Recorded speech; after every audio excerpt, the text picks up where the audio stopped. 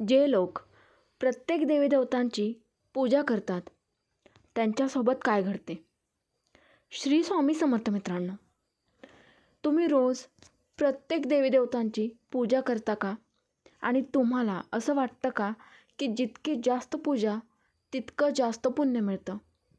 तर आज मी तुम्हाला जे सत्य सांगणार आहे ते ऐकून कदाचित तुम्ही उद्यापासून तुमची पूजा करण्याची पद्धत बदलाल, कारण ही गोष्ट खूप कमी लोकांना माहिती असते. अनेक लोक सकाळी उठल्यावर कधी भगवान शंकरांना जल अर्पण करतात, कधी भगवान विष्णूंचं स्मरण करतात, कधी माता लक्ष्मीची पूजा करतात, तर कधी हनुमानांच्या समोर दिवा लावतात. आणि त्यांना वाटतं की ते खूप चांगलं करत आहेत. पण खरं पाहिलं तर इथूनच सर्वात मोठी चूक सुरू होते, जी समजून घेणं खूप गरजेचं आहे. शास्त्रानुसार प्रत्येक देवीदेवतांची स्वतःची वेगळी ऊर्जा असते, त्यांची वेगळी शक्ती असते. आणि जेव्हा एखादी व्यक्ती रोज वेगवेगळ्या देवतांची पूजा करते, तेव्हा त्यांचं मन आणि त्यांची ऊर्जा दोन्ही विखुरल्या जातात. त्यामुळे त्याची साधना कमकुवत होते आणि त्याला अपेक्षित परिणाम मिळत नाही. तुम्ही पाहिलं असेल, काही लोक खूप पूजा करतात पण तरीही त्यांच्या जीवनात शांतता नसते, मनात अस्वस्थता असते, काम होत नाही, काम होता होता अडतं आणि त्यांना कळत नाही की इतकी पूजा करूनही असं काय होतं.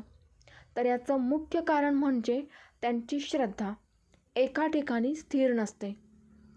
मित्रांनो, जेव्हा तुम्ही एक दिवस शंकराची पूजा करता, दुसऱ्या दिवशी श्रीकृष्णांची, तिसऱ्या दिवशी दुर्गा मातेची आणि चौथ्या दिवशी दुसऱ्याच कोणत्या तरी देवतेची पूजा करता, तेव्हा तुमचं मन कोणत्याही एका शक्तीशी पूर्णपणे जोडू शकत नाही आणि म्हणूनच तुमची प्रार्थना प्रभावी होत नाही.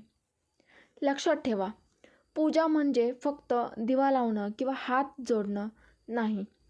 पूजा म्हणजे आपल्या आत्म्याला एका शक्तीशी जोडणं, आणि जोपर्यंत हा संबंध मजबूत होत नाही तोपर्यंत पूजेचं खरं फळ मिळत नाही. म्हणूनच आपल्या शास्त्रांमध्ये इष्टदेव ही संकल्पना सांगितली आहे. म्हणजे प्रत्येकाने एक अशी देवता निवडावी ज्यावर त्याचा सर्वाधिक विश्वास आहे आणि त्या एकाच देवतेवर पूर्ण श्रद्धा ठेवून भक्ती करावी. जेव्हा तुम्ही तुमचा इष्टदेव निवडता आणि रोज त्यांचं नामस्मरण करता, त्याची पूजा करता, त्याच्यावर ध्यान करता, तेव्हा हळूहळू तुमची ऊर्जा एका दिशेने केंद्रित होते. तुमचं मन शांत होतं आणि तुमच्या प्रार्थनेत शक्ती निर्माण होते.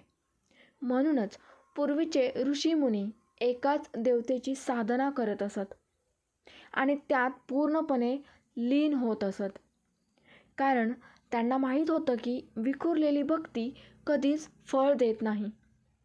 पण एकाग्र भक्ती अशक्य गोष्टीही शक्य करून दाखवते. याचाच अर्थ असा नाही की इतर देवीदेवतांचा अपमान करावा किंवा त्यांना मानणं सोडावं. तर त्याचा अर्थ इतकाच आहे की सर्वांचा आदर करा, पण आपल्या भक्तीला एक दिशा द्या. अनेक लोकांची अजून एक मोठी चूक म्हणजे जेव्हा त्यांचं काम होत नाही तेव्हा ते लगेच देव बदलतात.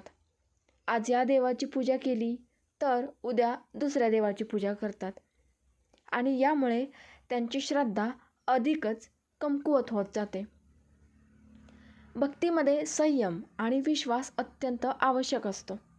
जर तुम्ही वारंवार तुमची श्रद्धा बदलत राहिलात तर तुमची साधना कधीच खोलवर जाणार नाही आणि खोलवर न गेलेली साधना कधीच यश देत नाही.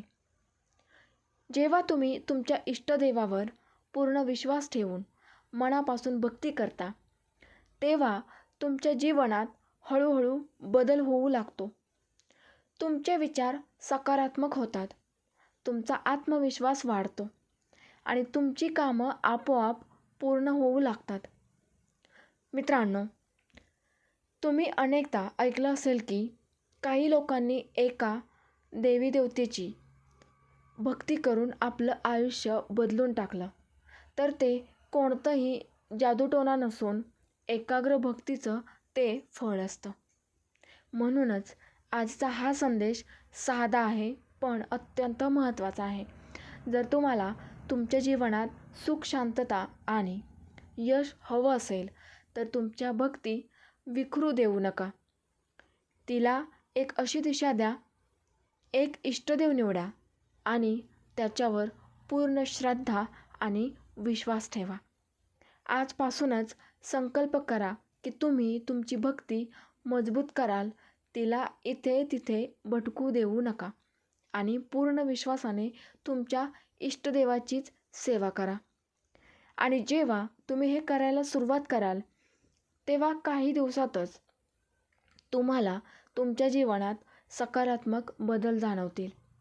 तुमचं मन शांत राहील, तुमच्या अडचणी कमी होतील आणि तुमच्या इच्छा देखील पूर्ण होऊ लागतील.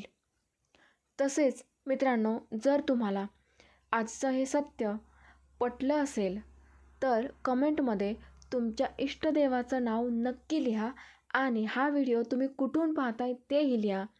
व्हिडिओ कसा वाटला तेही कळवा. हा व्हिडिओ इतरांमध्ये पोहोचवा, कारण ही माहिती प्रत्येक भक्तांपर्यंत पोहोचणं खूप गरजेचं आहे. आणि अशाच प्रभावी माहितींसाठी आपल्या चॅनलला सबस्क्राईब नक्की करा, कारण पुढचा व्हिडिओ तुमचं आयुष्य बदलू शकतो. मित्रांनो, व्हिडिओला लाईक करायला अजिबात विसरू नका. श्री स्वामी समर्थ. जय जय स्वामी समर्थ.